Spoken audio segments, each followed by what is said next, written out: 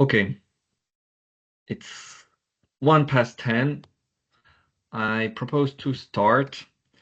Yann LeFloc'h, I am the managing director of the corridor North Sea-Med.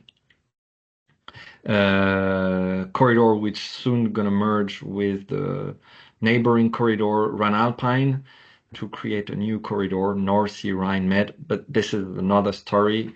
It's not our business today. We are today for a new RNE RFC session. So welcome all of you for this new webinar. We will go through different topics all along this morning. Maybe I would like to start with some best practices, some guidelines for this webinar. So you don't need for sure to take screenshots. All the presentations will be shared with you afterwards. So just go through the webinar smoothly and listen. You don't have to take screenshot. The webinar will be recorded for sure and published on the RFC Network YouTube's channel. So if there is an issue for you, be aware that this will be public. If you can mute your mic, it will be more comfortable for everyone, and we will be sure that everyone will be able to listen to the speakers, and everything will go smoothly. I will be the moderator of this meeting today. Why? Because I am currently chairing the RFC network. So if you have any questions, raise your hand.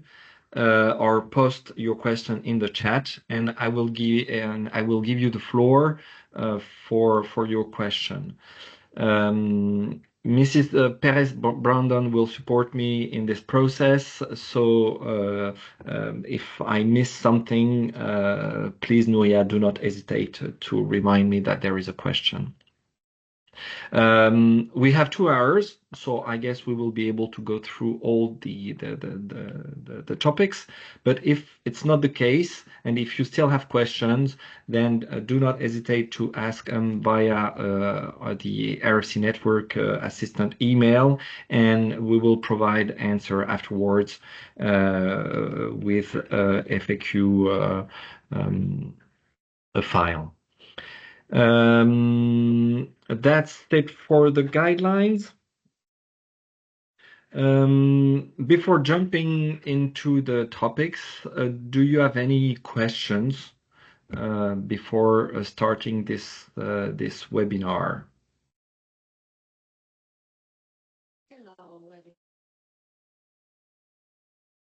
So we are 40 participants.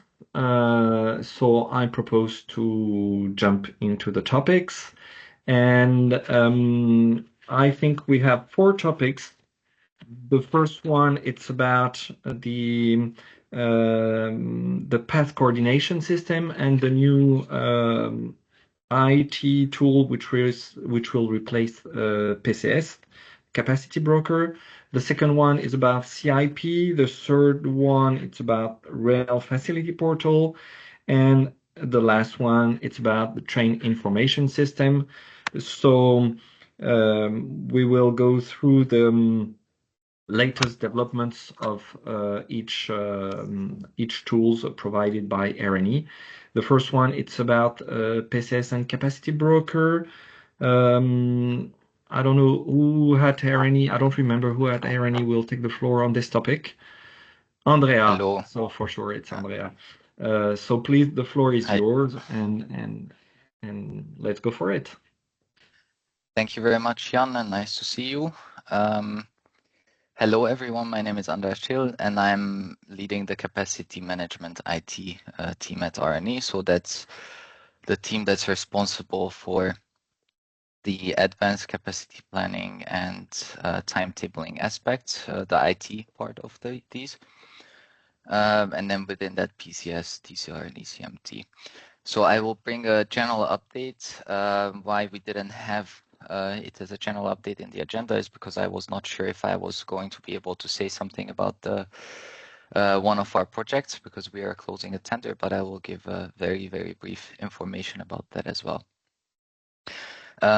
I would like to start by talking about the next steps in digital capacity management at RNE, namely the next steps on the central side. And I think you probably heard about the upcoming capacity regulation, which supports the gradual implementation of TTR very well.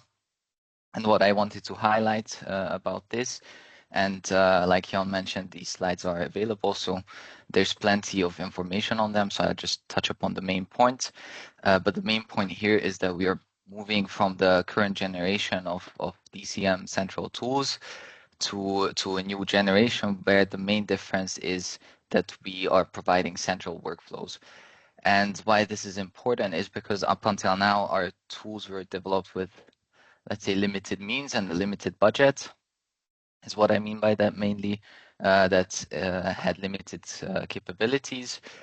And basically, these were originally envisioned to support pilots or replace the corridor Excel sheet. I think in some cases we had some success in piloting activities, but I think we also know that some of the systems, for example, the TCR tool didn't really fly. So this is why we are redeveloping these at the moment, and these are going to be then tools which provide central workflows and not really kind of, I don't want to call the previous ones makeshift solutions, but it was really a limited ability for RNE to develop these tools. Then going on to the status of the project. So we have two main projects running at the moment, apart from the already running systems. And I'd just like to touch upon the main topics here. And to the PCS capacity broker, I will go into a bit more detail. The tool is currently under development, and it was planned to go live for the next upcoming timetable, so timetable 26. But it's not going to go live. I will touch upon the topic a bit later. And at the same time, we have the next version of the TCR tool and ECMT coming up. This will be a merged version, so this will be one tool instead of two tools. It will still have separate modules, and we have actually today finalized the tendering process. With this, we expect to contract a supplier by the end of the year. And I think I don't know when the next session is here, but by the next time we can give a more detailed update. Point is that it's going to be redeveloped starting next year. Touching upon again the PCS capacity broker, so which is the next version of PCS. I'm sure most of you are very familiar with PCS, so I will not give an introduction to it, but I will just mention that the new PCS capacity broker is mainly meant to provide a toughed-up DSI-based architecture, as well as improving the user experience. With this, we involved I think a lot of people also from the corridor. So we had this PCS development task force, which was open to everyone to give input to the development. So we're excited about what kind of workflows are going to come out of it. And very importantly, we would like to enable the integration of our MVPs, which is the MVP short-term ad hoc. Currently between DB Nets and SBB, or DB Infrago and SBB Infra, and this MVP is planned to be enabled for more IAMs, so for every IAM, and integrated into the PCS capacity broker in the future. Then the current status of the project is that in September we had unsatisfactory user acceptance test.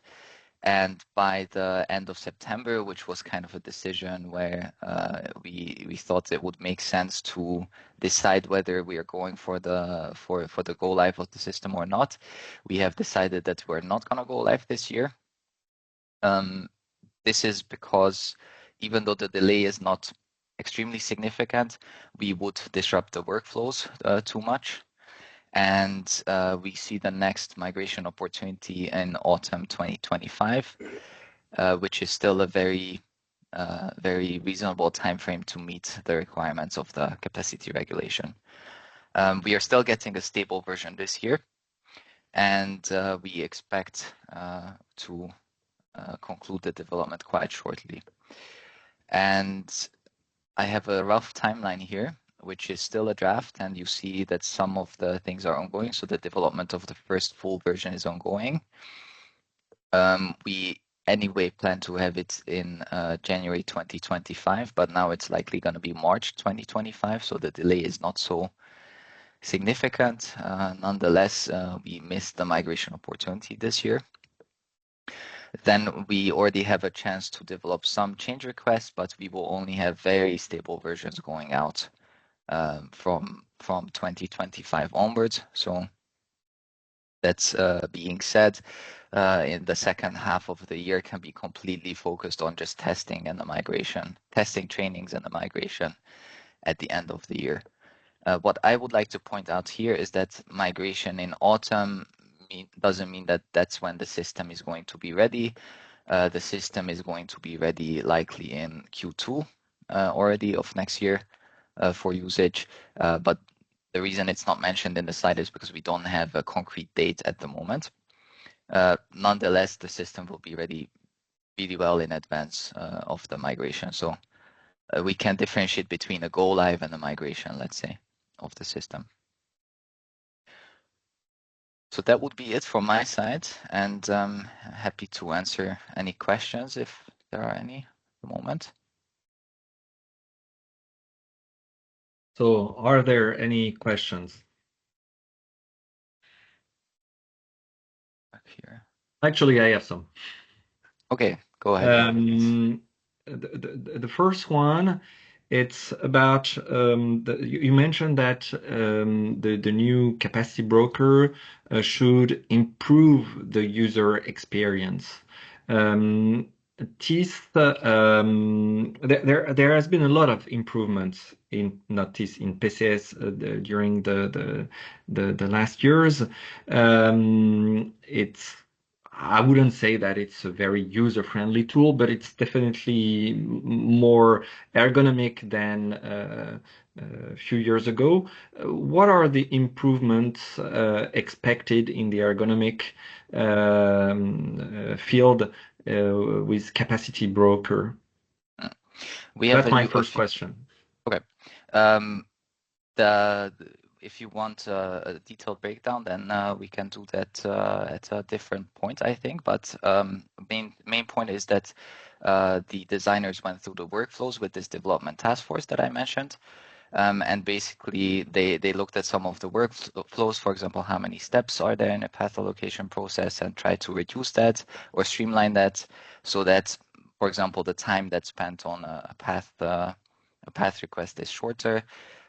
Again, we don't know the results fully of how this worked out.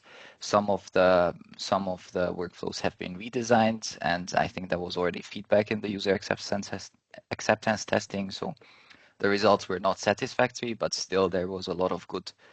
There were a lot of good results as well, and a lot of the workflows received good feedback. Some of the workflows received feedback that, okay, this looked good on paper, but it needs to be redesigned. So that's what I mentioned here, that in Q2 we will have the change request. So it's the development, I would say, because like I mentioned in one of the previous slides, it was already a workflow-based tool previously. So PCS was already based on existing workflows. It will not be the major feature that the user experience is improved, but some of the workflows are redesigned and optimized for a more seamless experience. Okay, thank you. And another question, it's about the capacity need announcement. Is it expected that the capacity need announcement should be done within the capacity broker? No, absolutely not. So that's in the European Capacity Management Tool at the moment, so ECMT, and it would then be done in the Fusion. So in the next version of the system, there will be 3 modules. So there will be a TCR, capacity model, and capacity supply module. And in the capacity model module is where the CNAs will be existing, Okay. let's say. And a last question, you mentioned this the introduction of the short-term request, the ad hoc request. This is a real change that we could introduce ad hoc request. Could you tell us more about this pilot you've had with you mentioned Germany and Switzerland. Switzerland? I can. Basically, this project was started, I think, 2 years ago already. And the basis was this is an MVP, so a minimum viable product, that we are via a central tool connecting the automated path request systems of these two IAMs. So this is in the case of DB InfraGo, it's the click and write tool. And for SBB, currently their system is not ready, so there will be actually a person giving a response. What is going on with this project is that on the central side, we have been ready for some time with the tool, and the IAMs were testing their connection, getting ready to test their connection. The first tests have already happened throughout the end of the summer. I believe, and we are now in a status that we had we had some delays with the testing of the IAMs, and also some change requests from the IAMs in August, and that led us to go into this more intense period with the PCS. So now the STA is being a bit on ice until the spring. And we expect to go live in a few months still with that. Now, this is an MVP, like I mentioned, and what's on our roadmap is scaling and integration to PCS. Scaling means that we would like to make a solution which any IAM can connect their system to. This is not all IAMs, because of course not all IAMs have such a system, but we would like to make it a standardized solution, so to say, because a lot of things are hard-coded at the moment, and integration means just that this will be a standard functionality in PCS. So that's okay. So the functionality would be available for all IAMs, but it means also all RUs. So have you planned a sort of training or specific information about this new functionality? Because this is a very different process. Yeah, the first thing that's going to happen is a feasibility study on how this can be integrated.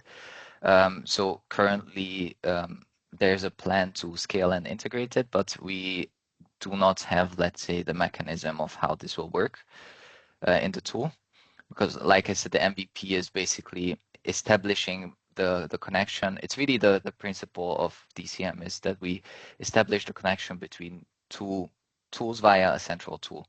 So that's the principle that we're testing here with the STA, and then we will make a scalable solution. This study or this discovery investigation will happen next year. You're muted, Jan. Yeah, so thank you. Very, very interesting. It's a bit the announcement of a new era. That we're not working on annual requests, but maybe on the entire request processes. So it's very interesting. Are there any questions or any feedback about the testing process you've experienced on Capacity Broker?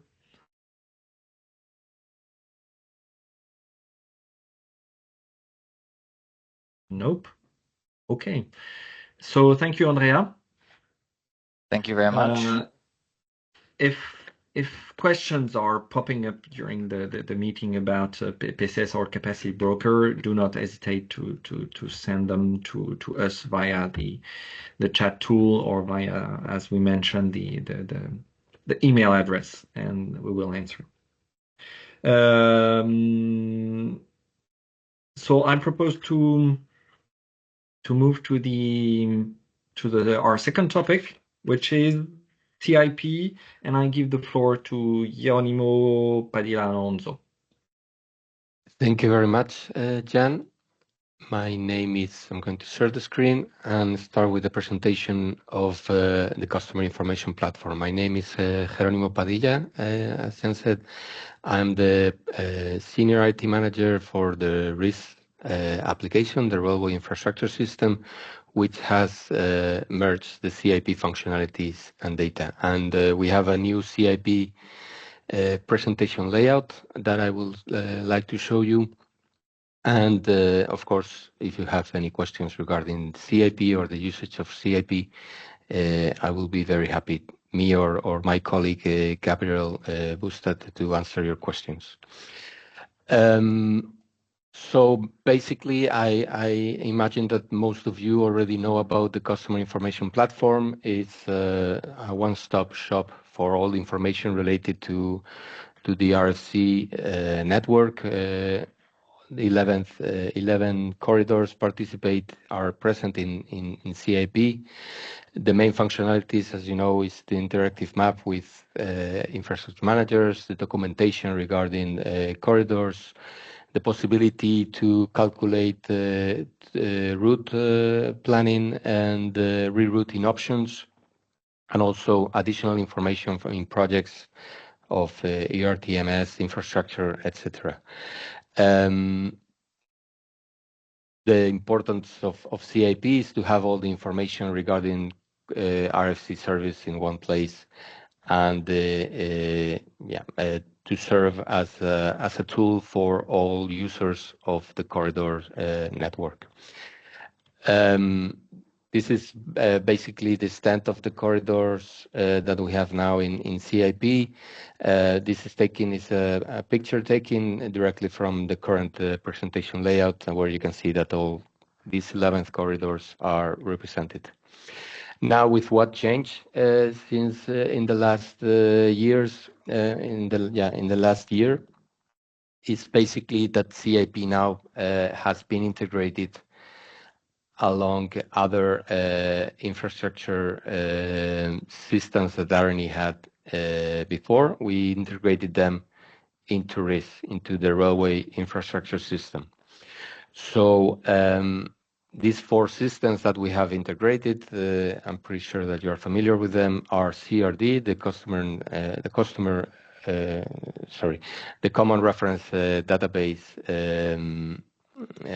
system that contains the register, the reference data for locations, countries, and companies. We had also a GeoEditor, which was a system that connected those locations through segments. We have CIP, of course, and we have Rail Facility Portal with the service facility information. Now, all 4 systems has been integrated into one,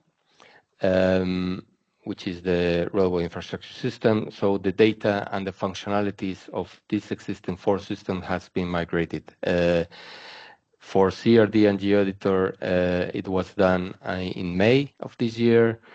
CIP, I believe it's in June.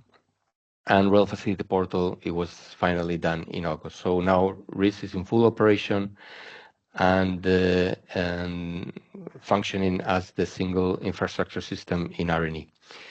What CRD, CIP, and Rail Facility Portal are they have become presentation layouts of RIS. So the users of these 3 systems, focusing on CIP. So CIP users, they are still accessing the CIP public presentation layout using the same URL that they were using before. Of course, the data consumers, like the PCS system that was just presented, TIS and CIS, and any other systems that require a copy or the information on the infrastructure data, is connected to RIS.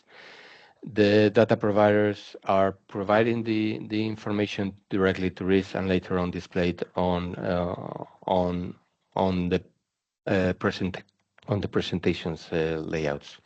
It's important also the connection to the RINF. The RINF is, as you know, the Register of Infrastructure system that is managed by the agency that the Commission is pushing through different regulations to become the single and unique source for infrastructure data.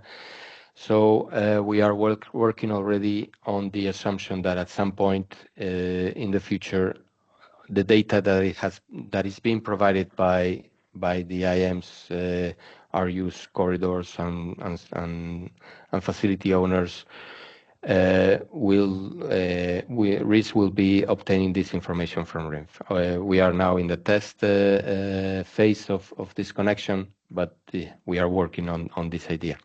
So getting back on the CIP, as I mentioned before, now CIP has a new presentation layout that is part of RIS. So I will take a little demo of presentation of the new layout. First of all, you are asked to say which type of user you are. That is just for the possibility later on to do some analysis on the users of the CIP application. And the first thing that you can see is that the interactive map remains there. If you are used to the old CIP, you can select different corridors to be displayed or all of them. As well, you can hide the nodes or the terminals. This is the basic functionality that currently have. And if you click on any of the existing sections, you will have information on the line properties for this specific region. You can also have information on the nodes as well by clicking on this drop-down list. So the same data that you previously have in the old CIP is now available also in the new presentation layout. You can select different corridor properties, going from the first, of course, the infrastructure manager of the corridor sections. You will have displayed those infrastructure managers that own the portion of the map that is being displayed.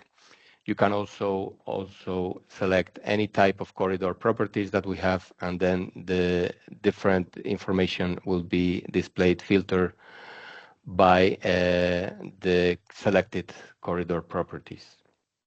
You have also the possibility to select the project information. So if you want to check what type of project for infrastructure is being done, you will see that in the map is displayed with a different line. And if you click on it, you will get the project information more in detail. You have 3 types of project: infrastructure, radio systems, and ETCS. About other things that I can show you, of course, you have the search functionality.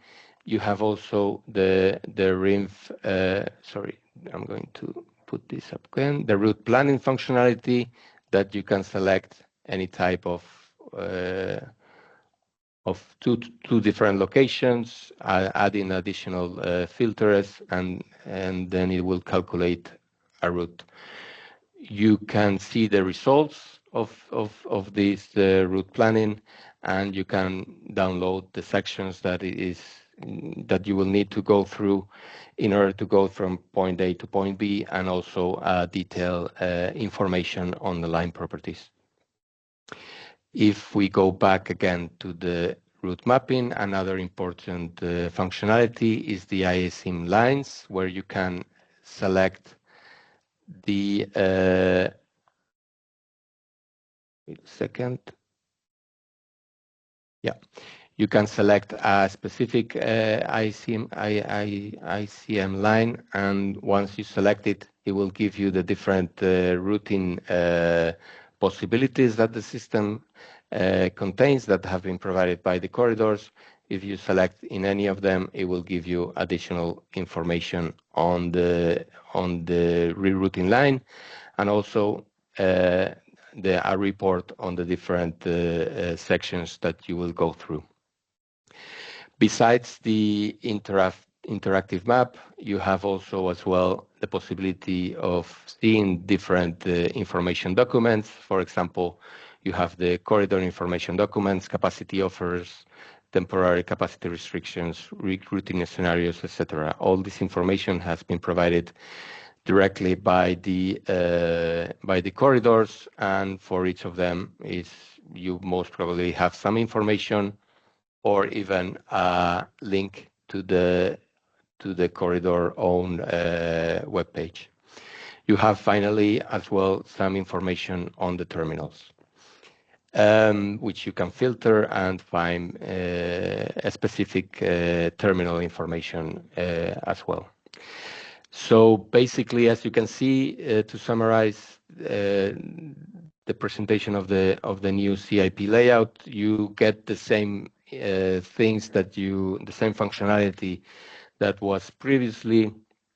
I think we have cleaned it up a little bit, and now it's more user friendly. Of course, there's still things to improve, and that will take me to my next my final slide, which is about what changes we see for the future of CIP. We have already agreed on several change requests for CIP, mostly to take advantage of the new data available after the migration to RIS. So, for example, one of the change requests will be to be able to display specific service facility information that is contained that comes from Rail Facility Portal, that it will be possible also to be displayed in CIP in the near future. Another important thing that will happen for CIP is the connection with RINF. Once all the IMs authorize us to retrieve line property information at track level from RINF, it will be much easier, and we'll expect to have a much better data quality on the different line properties that we are currently displaying on the corridors, because we will reuse the track information and the line properties that the IMs have been provided or are providing to RINF. So these are basically the next challenges that we have for CIP, and of course we are open to implement any change requests related to a better usage of and a better display of the corridor information in CIP in the future. So that's all from my side. Here you have the contact information from both me and Gabriel, and if you have any questions, please let me know. Okay, thank you, Jerónimo. Any question? I don't see any question. Yes, I see one. Hi. Petra, please, the floor is yours. Thank you very much. My name is Petra. I'm calling from Austria, from the IM sector. I was wondering, as far as I'm aware, we can't update the data provided on SIP at the moment. When will the transfer from RINF to RIS be possible in terms of actually having the latest information on the data? Mm-hmm. We are starting to work with several IMs to test this retrieval of RINF information from RIS. We are working with Infrabel, ProRail, RFI, and Traffic Worker. We are first analyzing that the data that we obtain from RINF is the same that we are displaying in RIS. And also we are comparing the current information that we have in CIP with the information that we are retrieving from RINF. we expect to start having some of these IMs data already available, and hopefully we can get other IMs to start allowing us to get the RINF data. This depends on a good harmonization of primary location codes and operational points. So we cannot do it for every IM unless they have a good enough relation between both systems. But there are tools for the provision of data to CIP in this transition period. So if you have any question on how you can provide the data to CIP now that is under risk, please get in contact with us, and we will let you know how it's possible.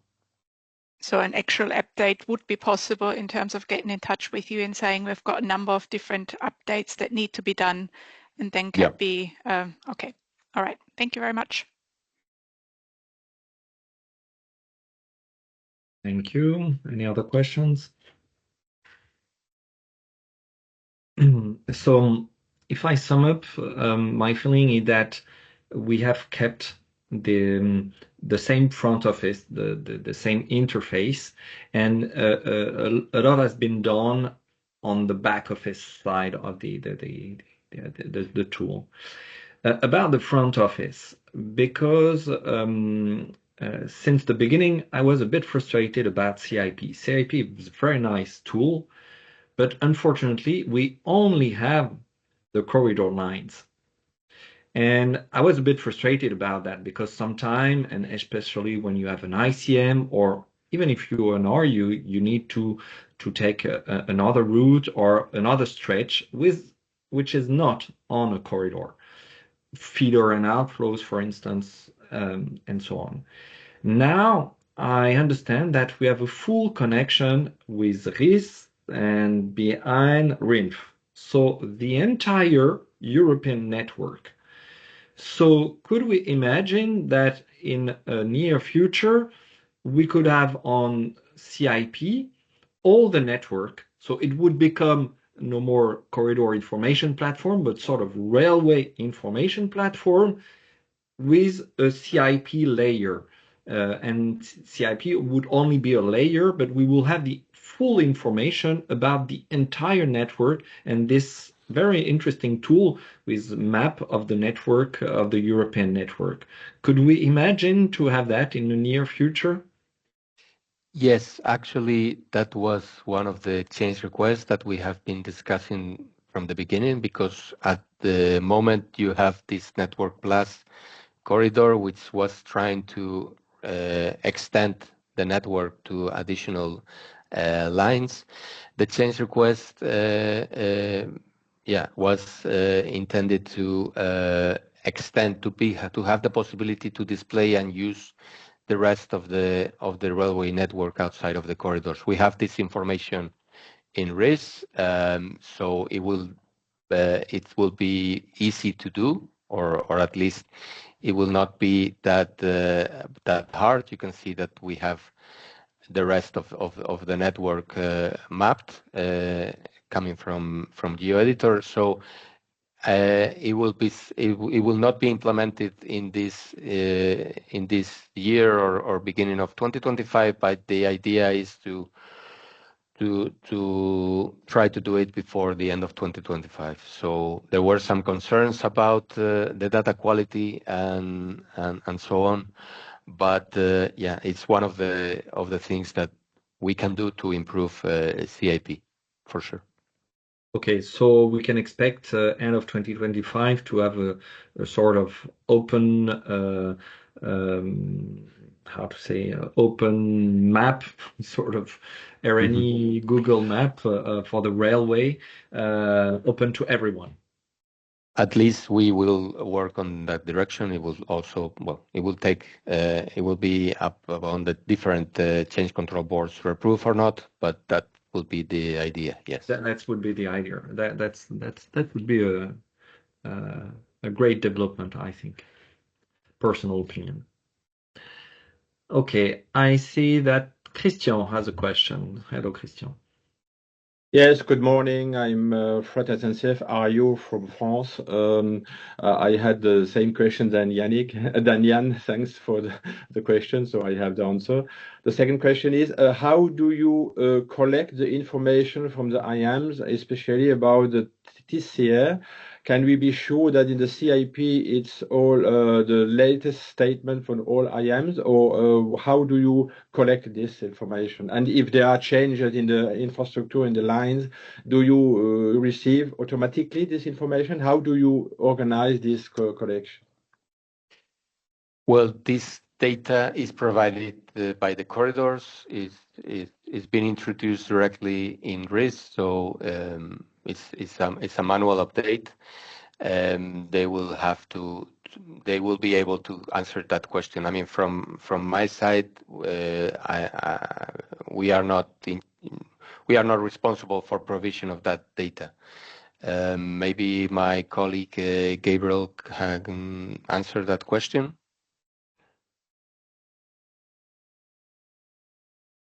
If he's... I'm here. Sorry Yeah. for... I'm not really sure if I understood the question. Sorry Yes, for... I can repeat if you want, Thank Gabriel. you. Yes, I see the presentation from Jerónimo that we can see also the TCR on the corridor. Can we be sure that the information you received and you put in the CIP is really the good information? And if there are changes and for example TCR has to be changed, do you receive this information? How do you receive this information? And can you be sure that the CIP is really the good information? I guess you are talking about the line ICM properties. lines. Yeah. Oh, the ICM lines. The ICM lines. Yeah. Christian, if I can answer about TCRs. TCRs are not in CIP. In CIP, you only have the lines and the characteristics of the line. And usually the update has been done so far manually by each corridors. And the new development of CIP, what I said was the back office, is that the information won't be anymore provided manually by each corridor, but the information about the lines will be provided by RINF. RIS, then RINF. So it will be automatic. However, the layer information about ICM rerouting options have to be provided by the corridors. The corridors analyze what are the alternative routes, and they provide the information into CIP. That's an information provided by the corridor. So about the characteristic of the infrastructure, there will be an automatic update via RINF. And about the rerouting possibility, it will still be done by the corridor. But you won't find any information about TCRs. Okay. This will be provided by TCR tool, which is still under development, if I'm correct. Okay, thank you. Thank you, Yann. Am I right? Yes, Yes. yeah, you are totally correct. Thank you for clarifying that.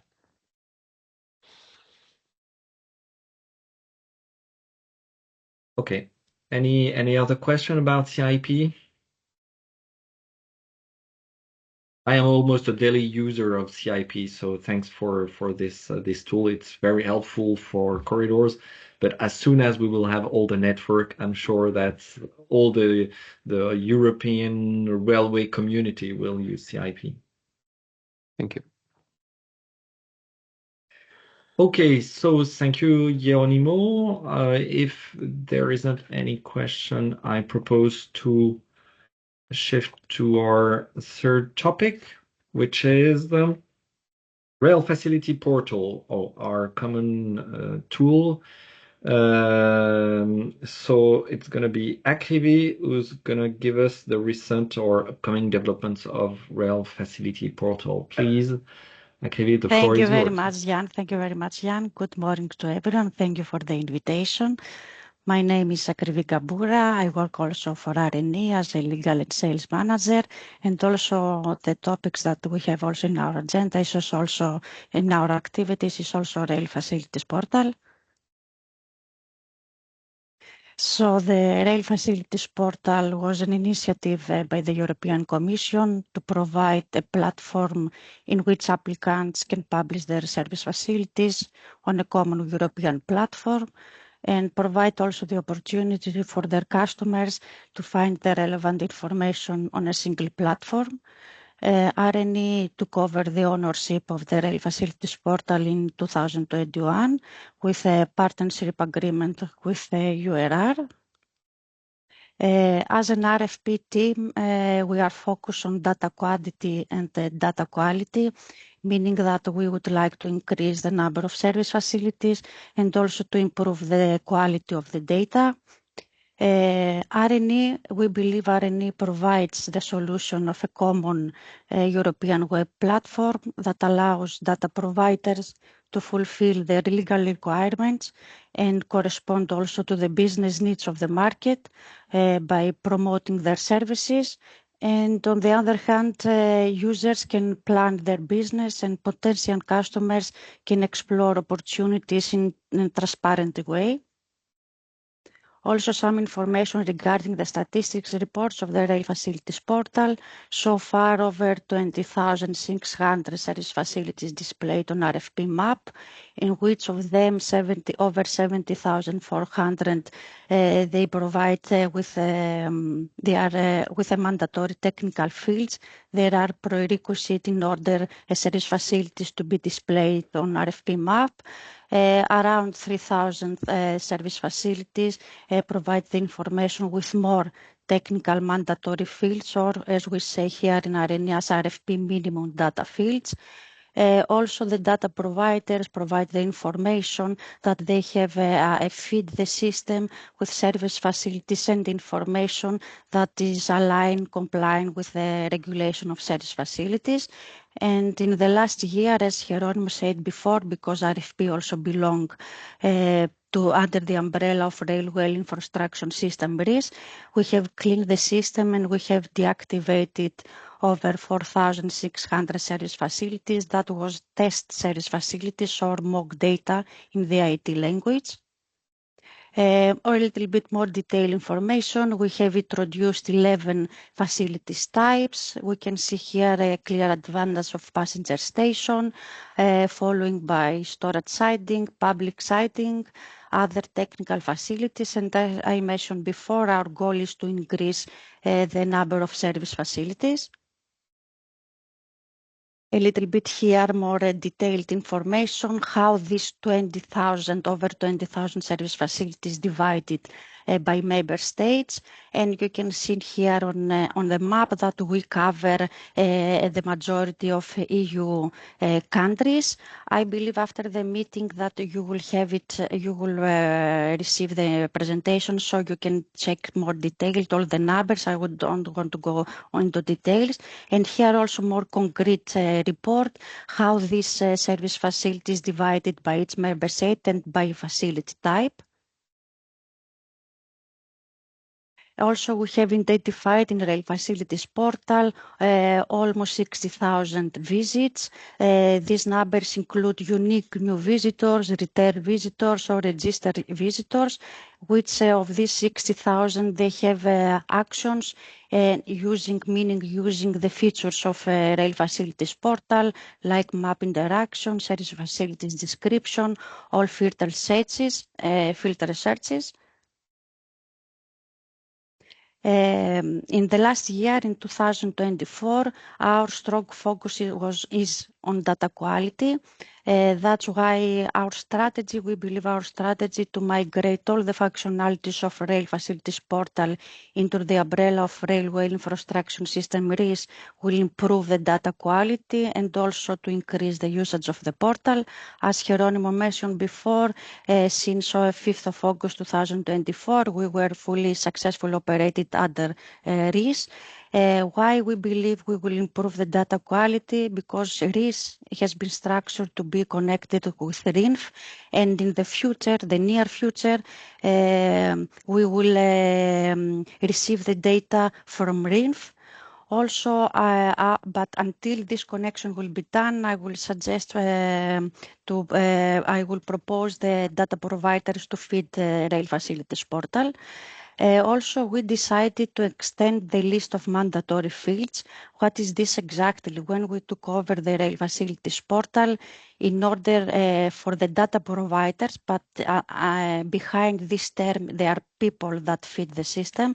In order to make it attractive, we have introduced only 4 technical mandatory fields that they are prerequisite to fill in the information in order their rail service facilities to be displayed on RFP map. But we decided in April 2024, after 3 years, the level now, the stage is more mature, in order to increase and to improve the data quality, to extend the list of mandatory fields. In the next slide, I will provide you more detailed information what exactly we decided. And also our idea to connect the Rail Facilities Portal with Train Information System TIS. We believe, and that this user will be redirected in Rail Facilities Portal. We believe we will increase the usage of the portal. In this slide, as I mentioned before, in the beginning of the Rail Facilities Portal, when we took over, we have introduced only a facility type, facility name, and longitude, latitude. But now we decided to extend the list of mandatory fields that will be more focused on in customer perspective. So the additional that we have introduced is at least one basic service on depending on facility type, CRD primary location, or RINF operational point, and operator contact, email or website. And we believe with this stepwise approach, the users, the data providers will fulfill the business needs, and also will correspond to the requirements of the regulation. I believe I include also this slide regarding the data provision because I believe this is also the correct audience. Also, for the people that they feed the system, we have also changed the data quality index and the logic behind the data quality index, and we make it more fair. And in order when a service facility is not updated but it's still active, in order to have it as a no that it was not updated and we didn't have the correct percentage of data quality, we have introduced the unknown value. Also, we simplified the facility opening times. That means instead of using 3 separate parameters for each day, now you can easily have a single text. As you understand, we try also to simplify the manual work for the people that they feed the system. All these updates we have introduced and which reflected in the updated bulk upload Excel file. Regarding now the registered users, before the migration to Railway Infrastructure System, to be a registered users and to belong to organization code, it was not a mandatory field. Now with the migration to RIS, it was also a demand of the European Commission. All the registered users, first of all, needs to have an company email account, and also to, as a mandatory field, to provide the information of organization code. After my presentation, I will share also the link regarding the organization code where you can find it. And we, from our side, we have informed all the registered users and the administration of Rail Facilities Portal. And regarding the number of registered users, now we have reported almost 737 new registered users, and from them they have provided the organization status 444. And as I said before, we will approach, and we have already done, but we will do it again, to approach all the registered users in order to inform them with the new mandatory field. And also from our side, we try now, after 3-4 years, to promote also the system, the portal. So thank you very much also for this invitation, and all the latest developments that we have introduced in the Rail Facilities portal. We have informed our members, our registered users, the RFP administrators. Also, we have distributed via LinkedIn in RNE website all the latest developments. That's why I will propose also, I will suggest in LinkedIn also to subscribe in RNE website in order to receive all the latest developments. And also we have introduced in Rail Facilities portal a section news that you can find all the relevant information there. Thank you very much. Yann, the floor is yours. Thank you, Akrivi. Thank you also. Lots of developments of Rail Facilities portal. Are there any questions? Of course, there are room for improvement, of course. That's why it's a good opportunity also from your side that you invite us also to promote the system, but also to have exchange and to inform you about the latest developments. And I will motivate it also to the audience to be registered in the Rail Facilities portal. Yeah, since the beginning, the corridors are promoting Rail Facilities portal for sure, and we will continue. Thank you very much. I have a question for you. Rail Facility portal, and that's an issue, is not mandatory. It means that any facility can use any other IT tool. Is there an issue about the language? The fact that Rail Facility portal is only in English, and for sure I can tell you that for some terminals or sidings where they are only managing national traffic, it could be interesting to get the information into Rail Facility portal. But when I explained that there is an IT tool done by the European Commission with the support of the European Commission, developed by RNE and EUR and so on, and I say it's in English, okay, they are reluctant to use that. So could it be an issue? Could it be a solution maybe to develop the Rail Facility portal under different languages in order to be more attractive for some stakeholders who are not so familiar with English and then so are a bit reluctant to jump into Rail Facility portal? This is a good idea. If you ask me, I will answer as Akrivi, as RFP manager, but it's a good idea. But I would like to mention that the Rail Facilities portal will be have been launched in order to be a common European web portal. And normally the language that we as a community, as a European family, we use, it's more easy, it's English. I believe as a first steps, we have room for improvement in other issues, for example, to increase the number of service facilities, to improve the data quality. And if we are in a good level on these important things, I think it's a step also to think further development, as you mentioned right now.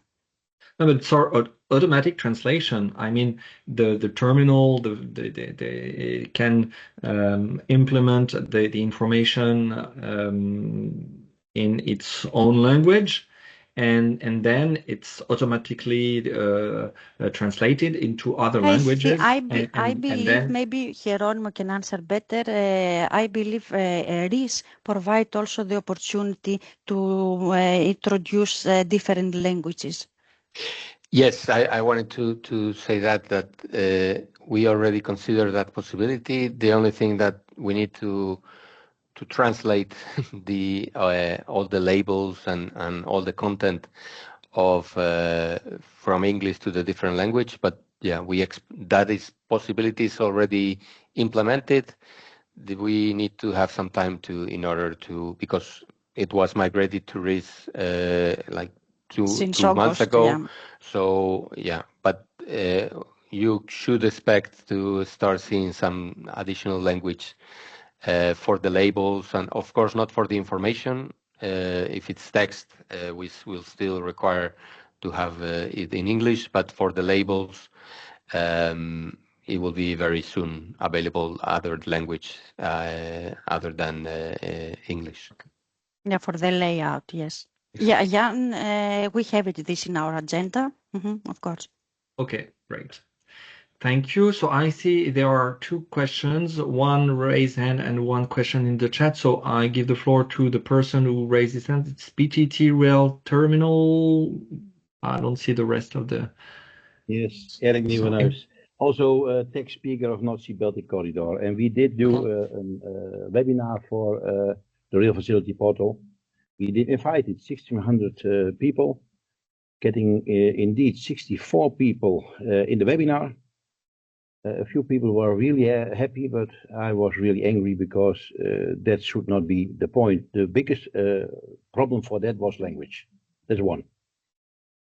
So when there is a solution within a short time, it should be beautiful, but it should be shorter, the time, because, and you can do it on two ways. You can also make it easier for the people who cannot do it in English, make the Excel format that you can do the load up with, make that first ready in all the languages. That is one day work, and then everyone can do it in his own language, fill in, and you automatically have everything in English in the system. That would be the most important and fast thing.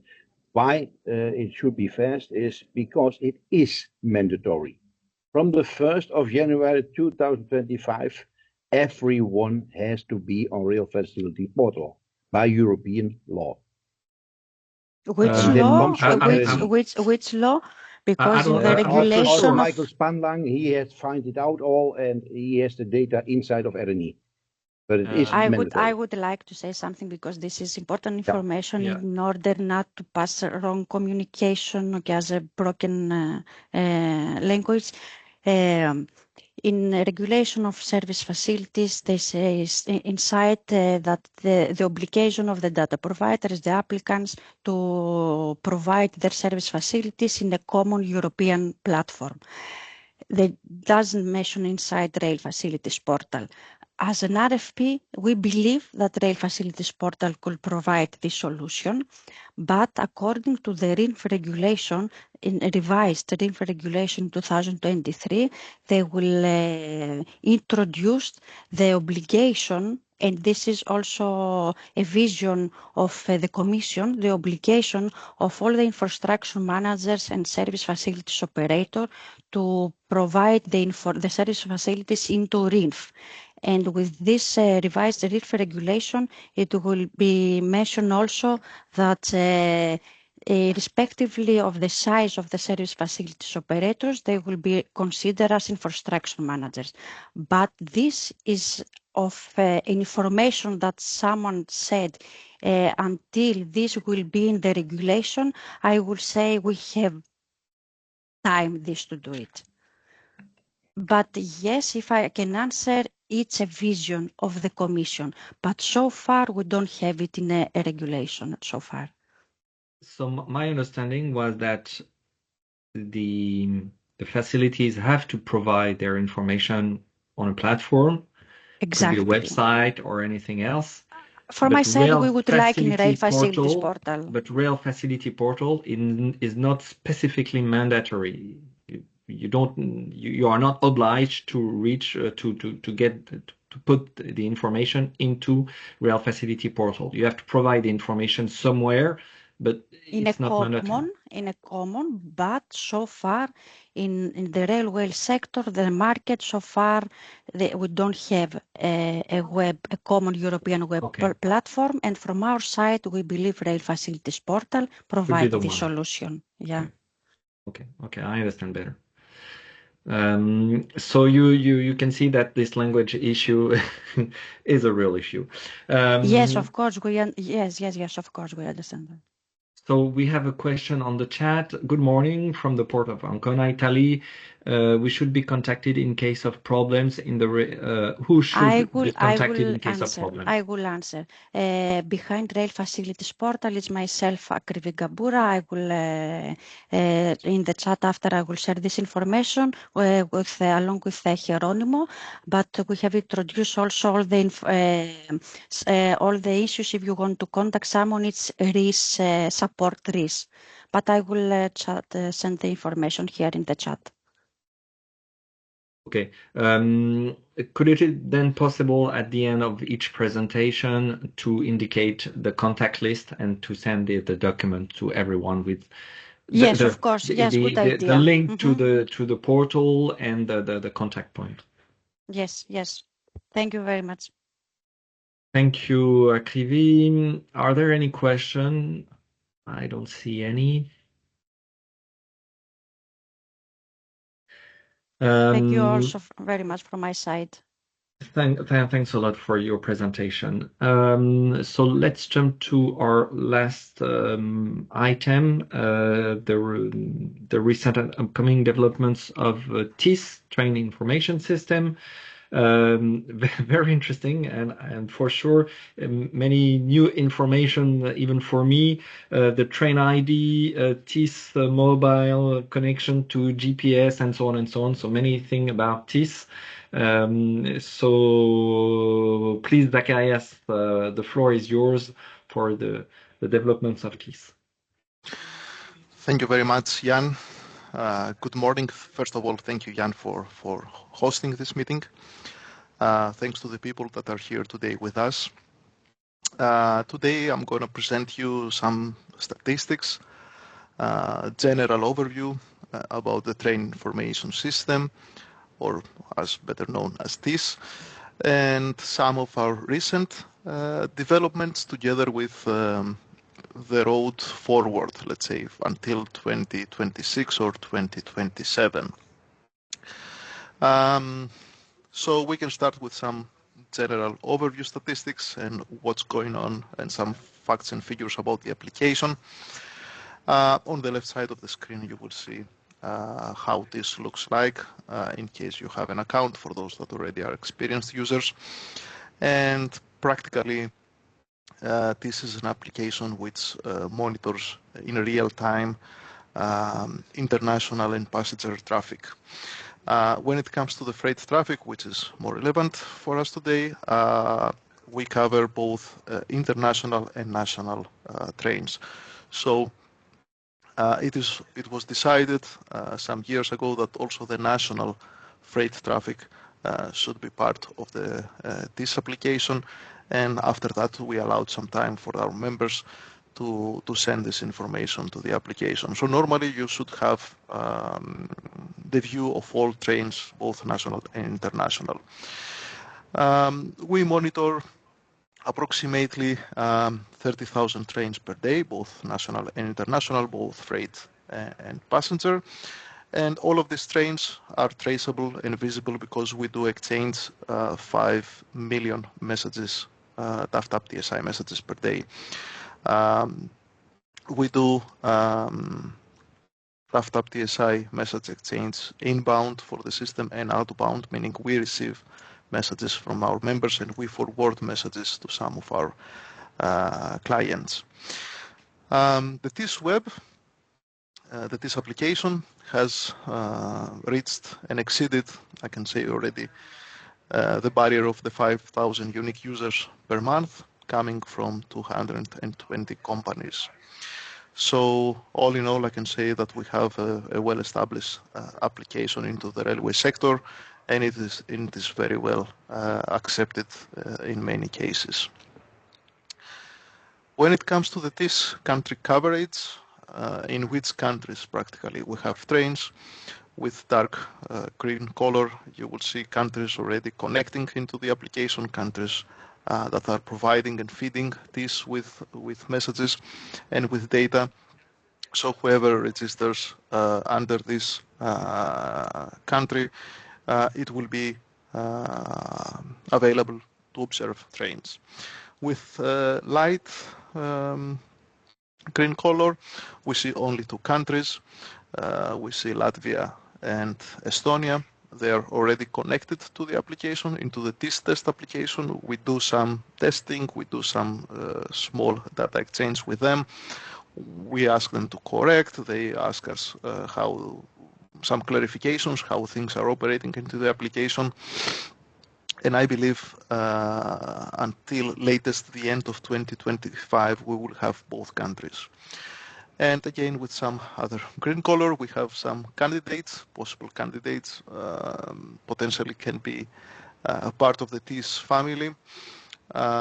We established some verbal connection, some oral connection with them. We have some points of contact that we are discussing certain issues, and it could be in the future, maybe not in the next couple of years, but maybe in the future that we have countries like Serbia, UK, or Finland into TIS.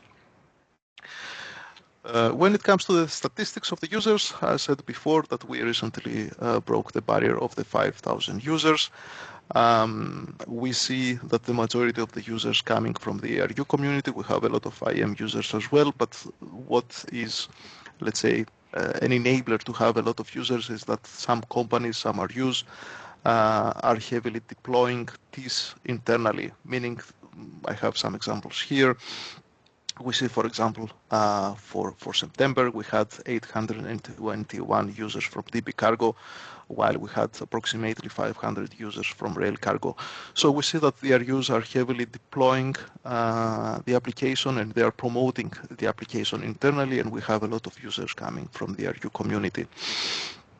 I can say that we see an increasing trending on the usage of TIS. We also have we expect a lot of users also in October, and we see a steady increase of the usage of the application. When it comes to performance, that doesn't have any impact to the application. We observe the performance, and everything works quite smoothly. Practically, the application operates, and all of the servers operates on a capacity of 40 to 60% of their let's say, resources.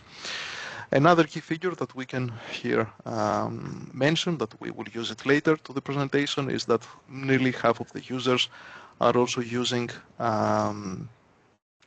TIS mobile as well. So they are practically going on their tablet or their mobile to observe trains into TIS, and we will use this for another slide later.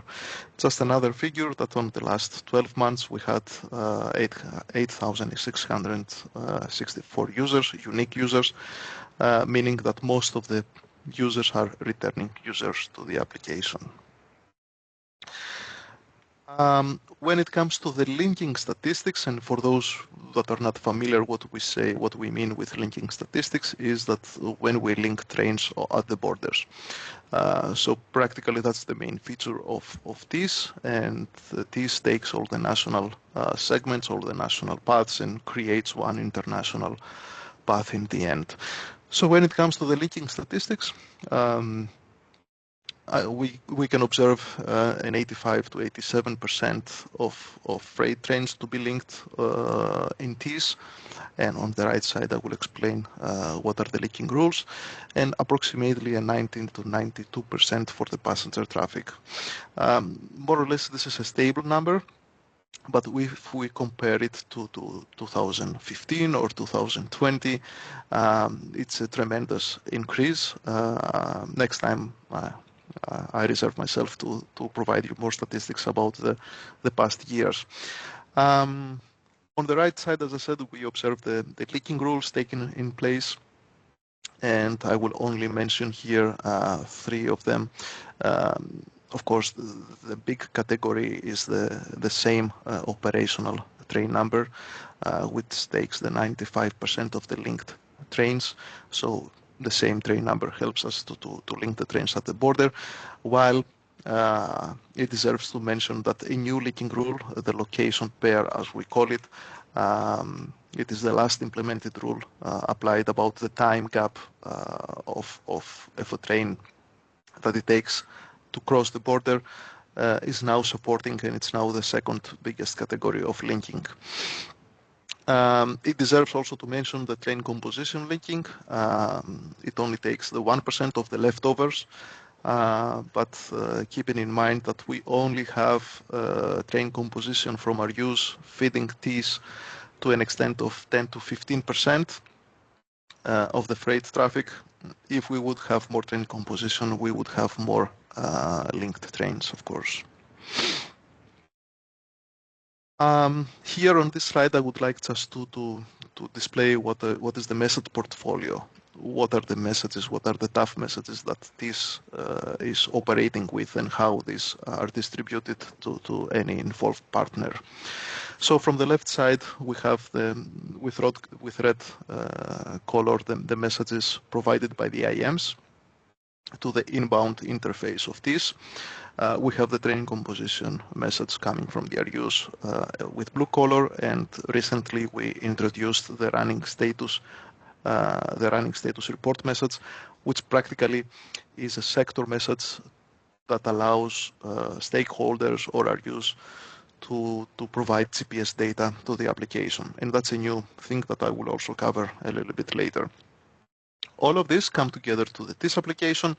There are some processes which we will not go into the details today, and on the outbound interfaces we can forward messages to IMs, of course, to inform them about what's happening on the other side of their border, RUs in case they're interested, and other telematic stakeholders that they are involved in the train run.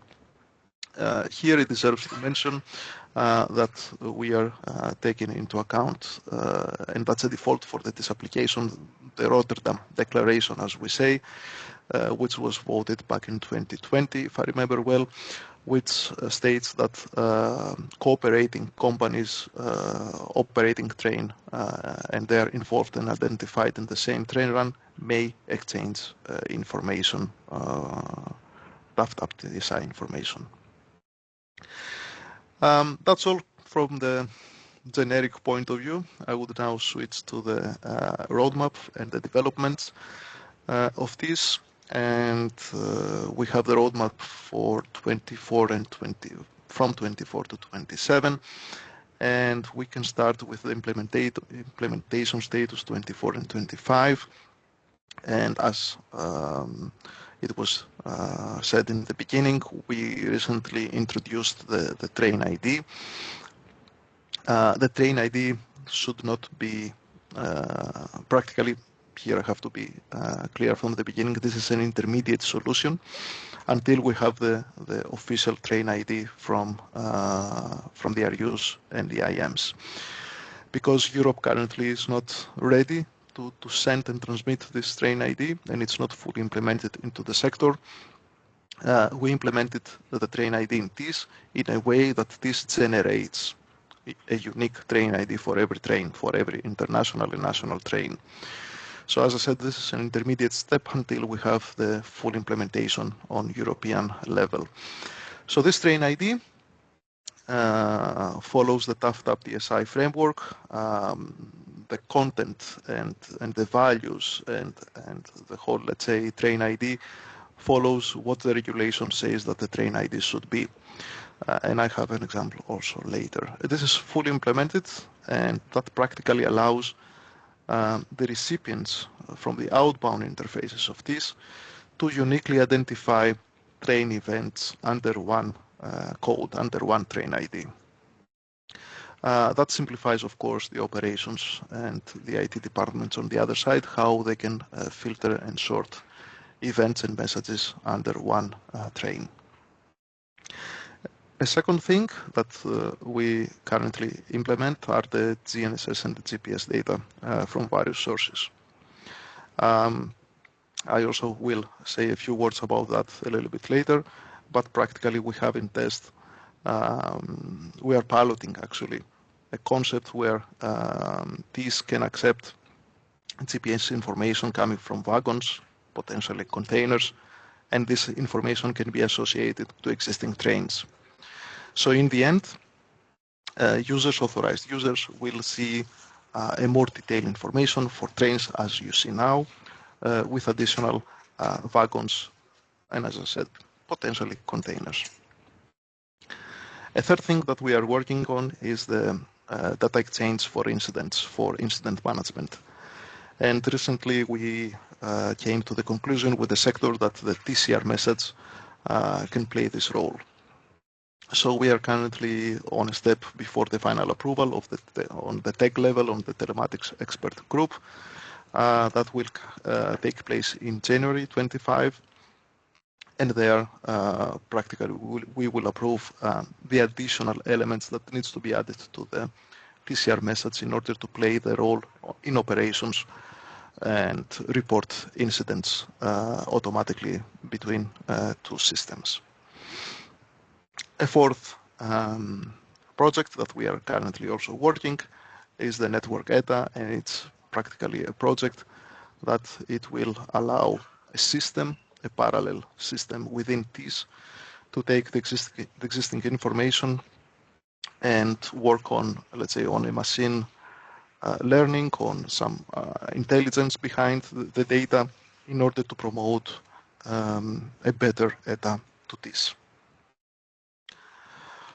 For 26 and 27, we forecasted that we will work and we will focus on a ETMN concept, which practically it's a common communication platform. This will help operational centers to have a common communication platform, and they will be able to interact each other within a country or between the various countries. So call centers, so operational centers can call each other, can exchange files and stuff like that.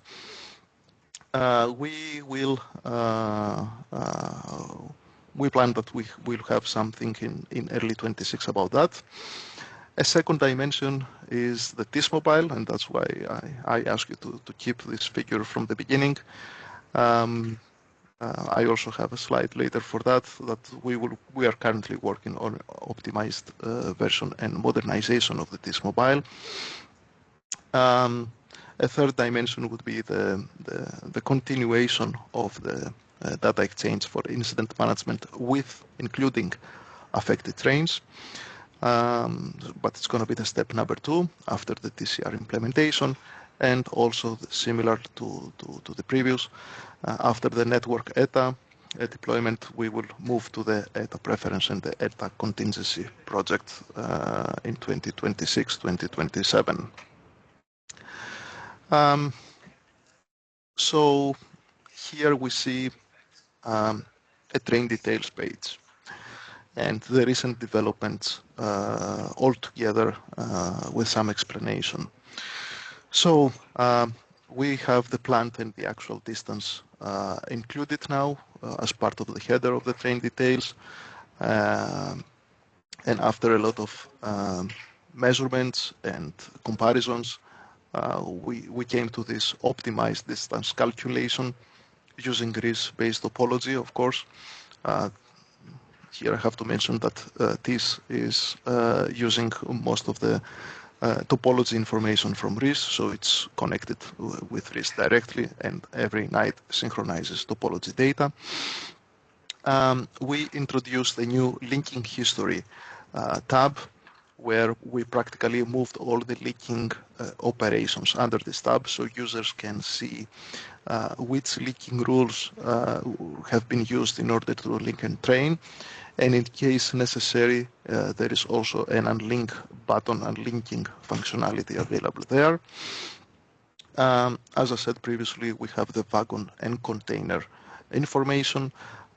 So if we receive running status report GPS, to be more simple, to put it more simple, if we receive GPS information, it will be recorded under this tab.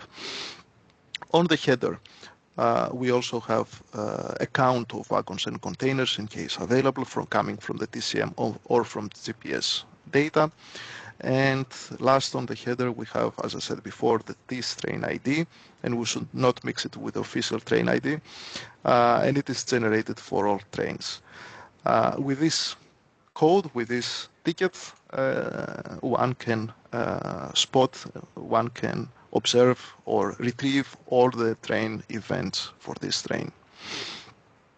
Lastly, we introduced an average speed, which is practically an automated calculation between the distance and the time that we have from the actuals, and we can observe the average speed between locations. And we have, let's say,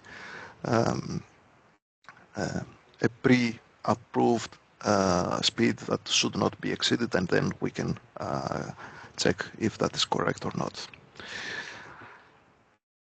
For the GPS information, this is test, this is pilot, this is not in production. We have a piloting company from Greece, from Port of Piraeus. They're forwarding all the GPS messages to us, and the concept practically includes that we receive data from Serbia and North Macedonia, and you can observe such data with this orange line in Serbia, where we don't have any IM data, and then we associate this information to existing trains in TIS. And that has a lot of benefits. And here we see a real example from the test environment.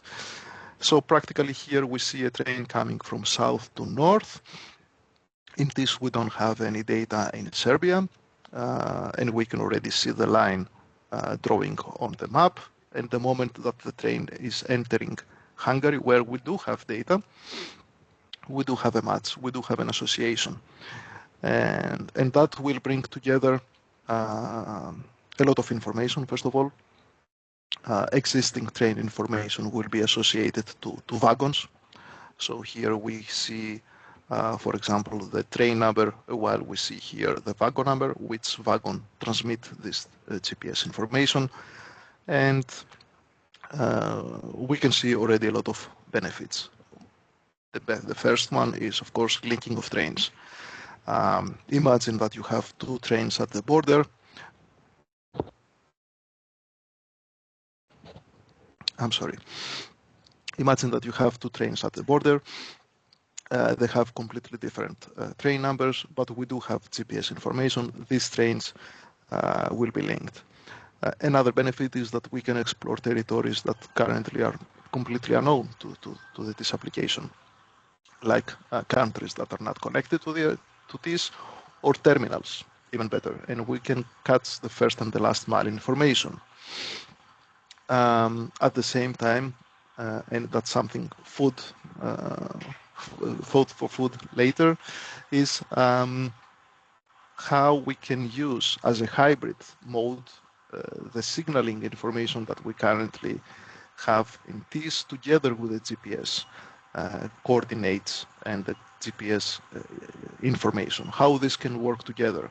And maybe we can even have a more direct and a more, let's say, precise information into the train details. All of these things are something that we are currently examining, we are currently evaluating.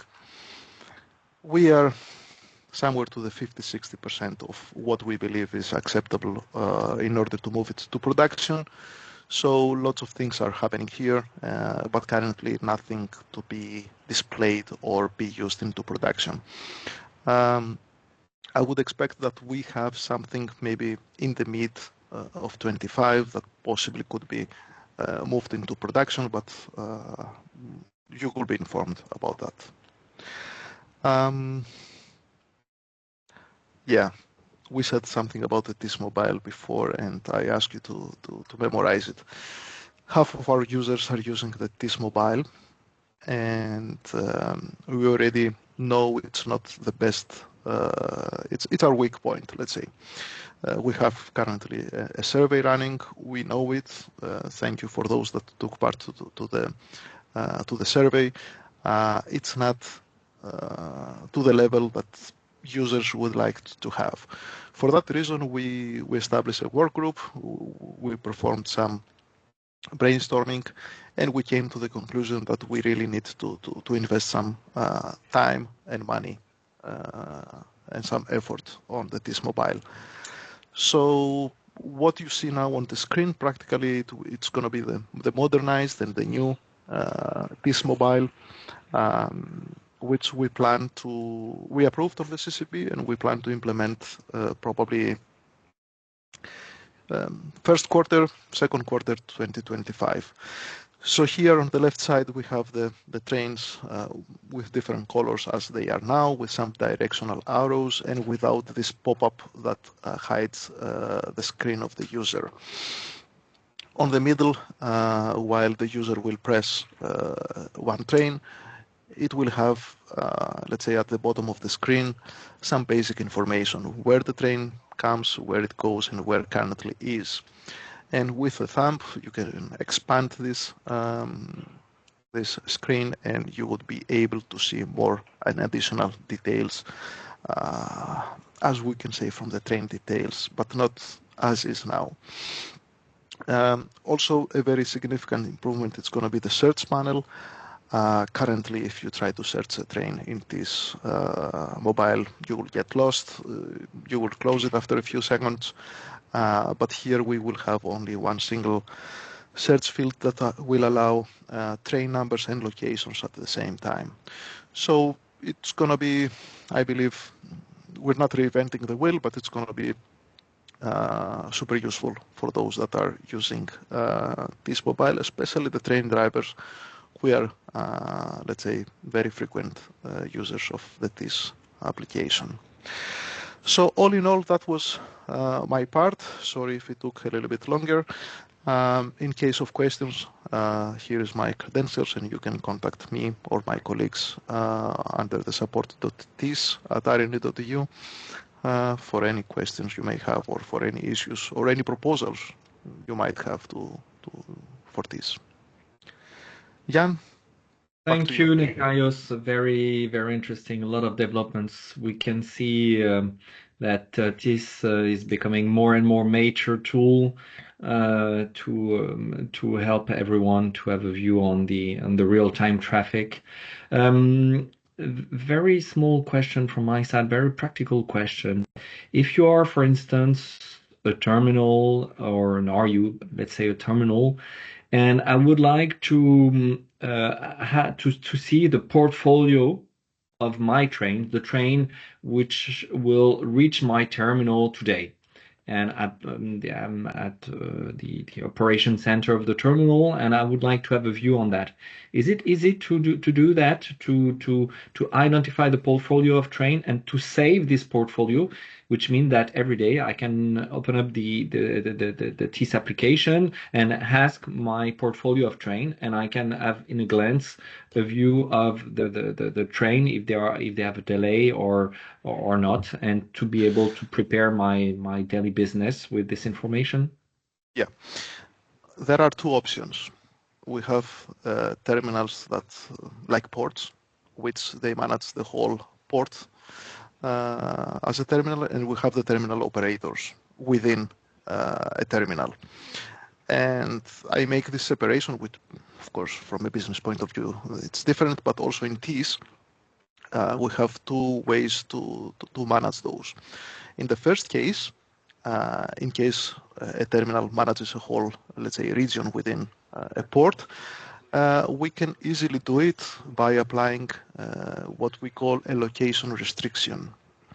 Meaning we will set up this company in a way that they will be able to see all the trains going through or passing this location that we will assign. And probably this is the gate of the terminal. So by assigning this location as a location restriction, the company practically has full access to all the trains passing this gate. The problem, or the case, becomes a little bit more complicated when we have terminal operators within different terminal operators within a terminal, and the option and the solution that we provide there is a data exchange solution, meaning that the terminal should send an information. We ask to send a train running information message. We also have a parallel project with some terminals, which I'm not going to explain today. It's more complicated with some statuses. But what we currently offer is that the terminal sends a train running information to TIS for the train they're interested in. They become part of the transport chain, and then they will receive all the messages for this train. On international level, of course. Okay, interesting. Are there any questions about this recent and future developments? No. Probably Nektarios, you will have to come back in the coming months to explain the new developments and the new project. Anytime. It's a very active project and always improvements in this tool. So that's very interesting. So that was our last topic. Thank you, RNE, for all your interventions. I think it's interesting to have this regular update about the developments you are providing.